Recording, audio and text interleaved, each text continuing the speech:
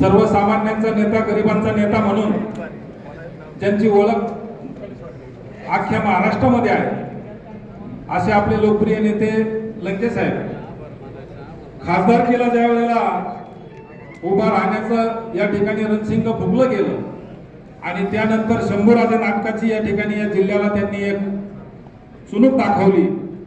त्या ठिकाणी आपला फार मोठा विजय जिल्ह्यातून उपस्थितीवरून दिसलेला आहे। मला या ठिकाणी 2-3 गोष्टी फक्त नमूद करायच्या आहेत। आपण आतापर्यंत प्रचार यंत्रणा करण्यासाठी घराघरापर्यंत पोहोचलेलो आहे।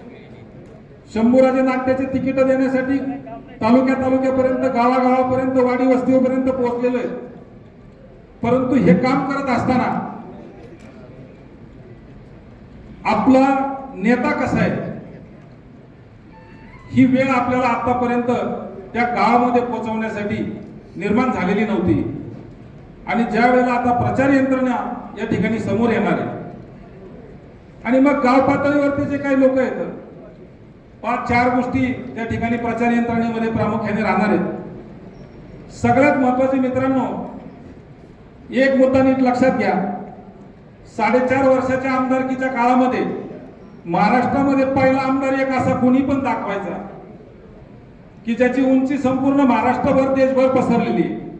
आपण महाराष्ट्रात फिरत असताना, आपण प्रत्येक तालुक्यामध्ये, प्रत्येक जिल्ह्यामध्ये जाताना कोणत्याही ठिकाणी आपल्याला जर छोटीशी कुठलीही पण अडचण निर्माण झाली, बऱ्याच जणांनी सांगितलं की नेत्यांनी फोन केला की नेते फोन उचलतात, आपला प्रॉब्लेम सॉल्व्ह होतो। पण त्याच्या पलीकडे आपल्याला असे काही लोक भेटतात की आपण फक्त आम्ही आमदार निलेश लंकेंचे कार्यकर्ते आहेत एवढं जरी माहीत झालं तरी ते बिचारे आपल्याला सन्मानाने सोडून देतात। नुसतं त्याच विषयावरती नाही, कुठल्याही कार्यालयामध्ये जा, कुठल्याही पदाधिकाऱ्याकडे जा, आपण जर लंके साहेबांचे कार्यकर्ते आहेत म्हटलं तर आपल्याला त्या ठिकाणी सन्मानाची वागणूक मिळते।